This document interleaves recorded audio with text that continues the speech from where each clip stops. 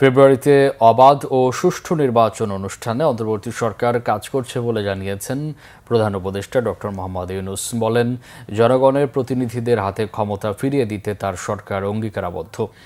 মালয়েশিয়ার কেবাংসান বিশ্ববিদ্যালয়ে বক্তব্যে তিনি এসব কথা বলেন। সামাজিক ব্যবসায় বিশেষ অবদানের জন্য বিশ্ববিদ্যালয়টি প্রধান উপদেষ্টাকে সম্মানসূচক ডক্টরেট ডিগ্রি দিয়েছে। এদিকে বাংলাদেশে হালাল শিল্প পার্ক স্থাপনে মালয়েশিয়ার সহযোগিতা চেয়েছেন প্রধান উপদেষ্টা। রোকনুজ্জামানের রিপোর্ট। মালয়েশিয়া সফরে তৃতীয় দিনে প্রধান উপদেষ্টা অধ্যাপক মোহাম্মদ ইউনূস কেবাংসান বিশ্ববিদ্যালয়ের শিক্ষার্থীদের সাথে এক অনুষ্ঠানে যোগ দেন। সামাজিক ব্যবসায় বিশেষ অবদানের জন্য মালয়েশিয়ার এই বিশ্ববিদ্যালয় প্রধান উপদেষ্টাকে সম্মানসূচক ডক্টরেট ডিগ্রিতে ভূষিত করে। Our government is focused on ensuring peace and stability. We are committed to strengthening democracy and giving power back to the rightful owners, the people of the country. অনুষ্ঠানে দেয়া বক্তব্যে প্রধান উপদেষ্টা নির্বাচনের মধ্য দিয়ে জনগণের প্রতিনিধিদের হাতে ক্ষমতা ফিরিয়ে দিতে অন্তর্বর্তীকালীন সরকারের অঙ্গীকারের কথা জানান।